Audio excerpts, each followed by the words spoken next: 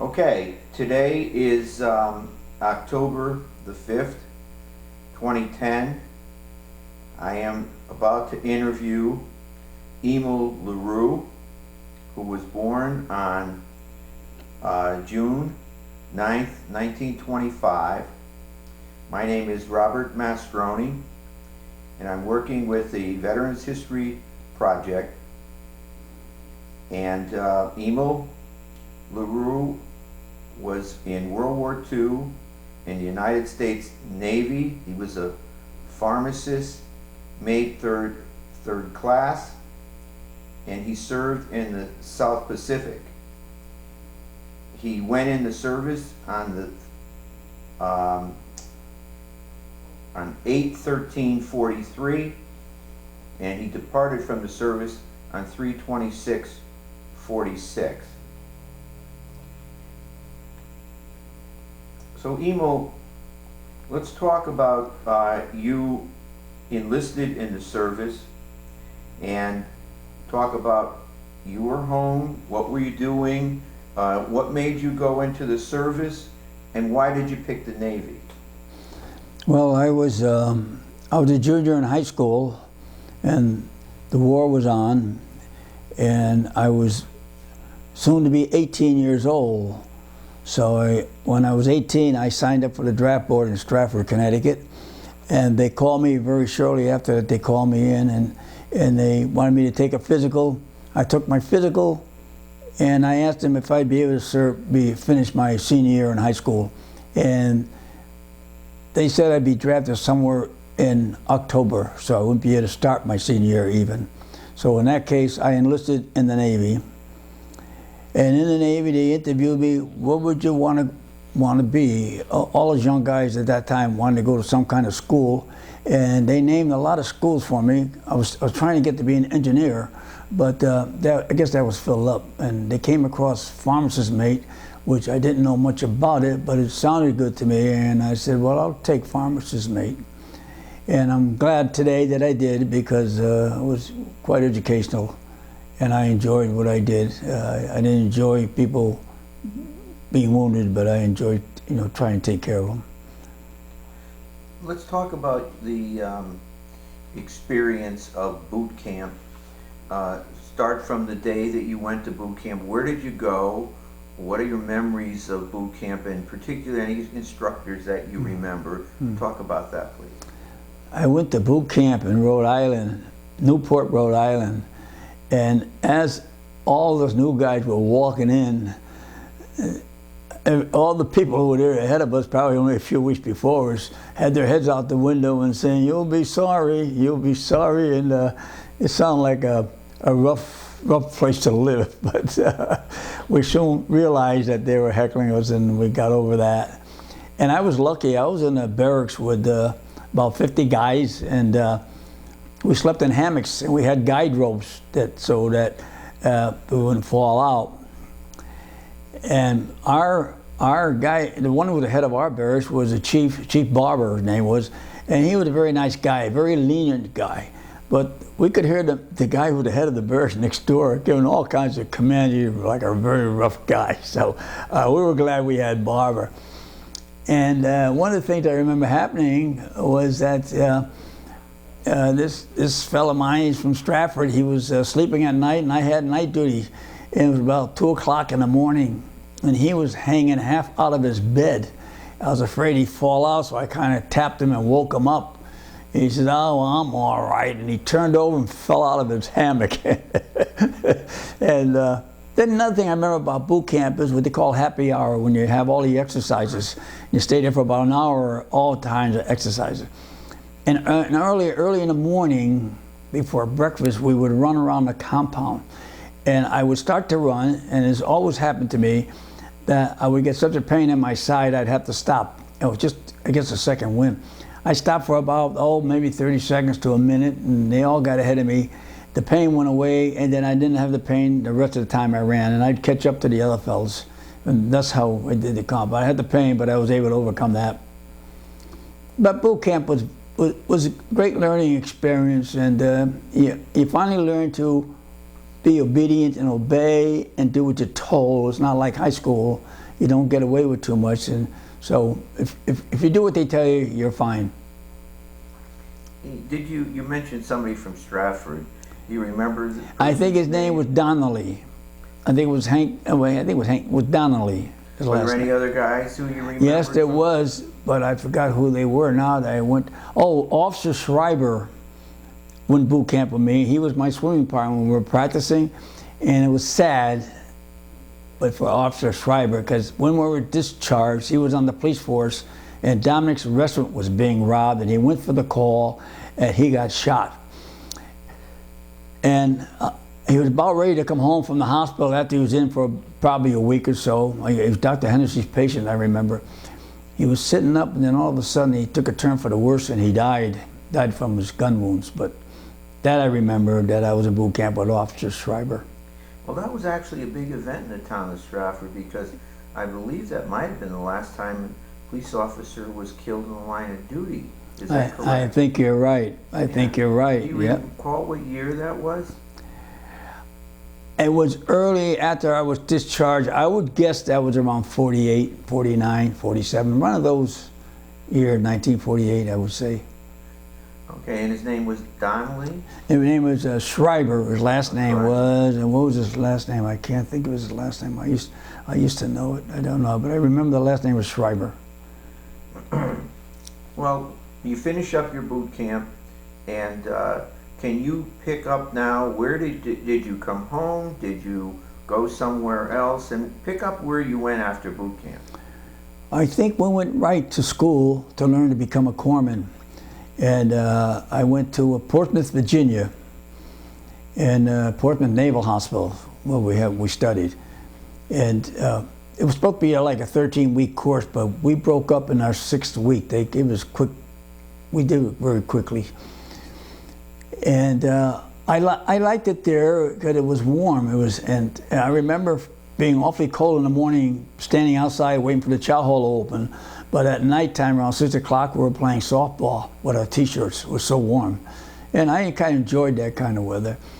But then from there, I went to, after I became a corpsman, I went to the National Naval Medical Center in Bethesda, Maryland. I believe I had time off at home before I went to Bethesda, Maryland. And then after I was in Bethesda, I was there for about 2 to 3 months. I worked in the tower of that building, and I worked on officers. And I was able to come home most every weekend, and I took every opportunity because I didn't know when I'd be able to come home again. And so I was home quite a few weekends when I was in Bethesda, Maryland.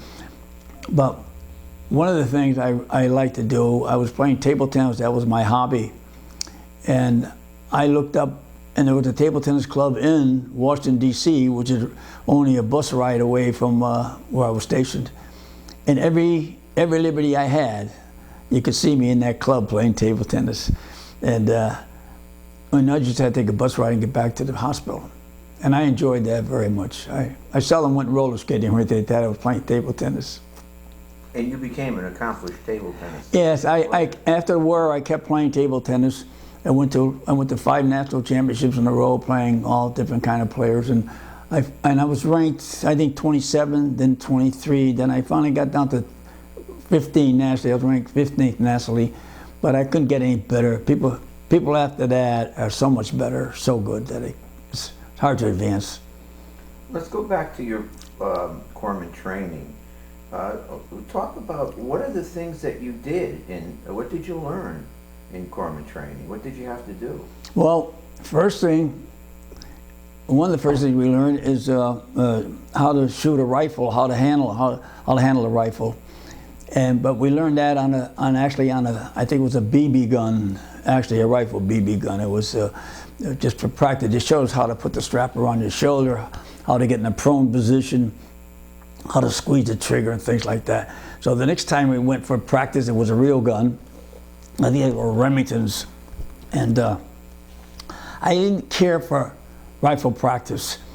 I didn't know if I'd ever have to shoot a gun, but the recoil I got, I weighed about 115 pounds at that time, and the recoil was probably pushing me back. And every time I shot at the target, my instructor would say, well, you're close, or you hit it, or you're this and that. And I really didn't care what he said. I was just glad I got the shot off. And when I was through with the rifle practice, I was happy about that. I'm not one for a rifle. What about the corpsman? What did you do as corpsman training? Well, that's in Bethesda. That's when I went to Portsmouth, Virginia. That we learned how to give morphine shots. One of the things we didn't know we were going to handle patients, and I guess we learned how to bandage people up, and it was kind of a medical training, and it's kind of hard to learn all those words that they use in the medical world, but we did pretty good, I thought. And the best thing I learned to do is like give the service as a corpsman. If you get them water, get them a urinal, get them the bedpan, give them a shot of morphine, and there's so many things that you have to do when they're in bed there, and that's what my job ended up being. And I felt good about being a good nurse to them is what it is. Let's pick up on your experiences. What is the first ship you get on, and let's take us until you get to the South Pacific. How did you end up there? Okay, so from Portsmouth, well, I went to Bethesda, Maryland, and then from Bethesda, Maryland, I was shipped to the, it's a naval yard, like where it was like a layover, and we were there for about 4 or 5 days before we got our orders, and we were transferred out to Hueneme, I'm getting mixed up. Port Hueneme. Yeah, it is Port Hueneme base up in California. It was a CB base. And the reason, I have to go back a little bit before that. Before that, I went from Bethesda, Maryland. I went to this what was a holdover place where they held us over. And I'm trying to think now, they held us over. It was in Washington, D.C., where we stayed for about 4 days. And then they shipped us to the naval base, Port Hueneme. And Port Hueneme, I was there for a couple of months. And I had a chance to go to Hollywood. Never went to Los Angeles because I was only 18 or so, and I didn't drink at the time anyway, so I went to the canteen, Hollywood canteen, places like that. And from there, they shipped us at night to Frisco, and we boarded a ship, which was the USS Boulevard. No, it wasn't. We boarded a ship, and they brought us to Pearl Harbor. And at Pearl Harbor, I was stationed at the 3rd Naval Construction Regiment for about 4 weeks. And see, I have to go back. The important part of the whole thing, what I want to tell you is that when I was in Washington, D.C., they did ship us to Camp Lee, Virginia, which is an Army camp. They had 20 corpsmen and 20 Seabees, or 40 corpsmen and 40 Seabees, all learning how to set up fumigation chambers and shower heads. And the idea was for 2 corpsmen and 2 Seabees to be a team, and I guess go in the Pacific and set up portable shower heads and fumigating chambers so we could fumigate their clothes and whatnot.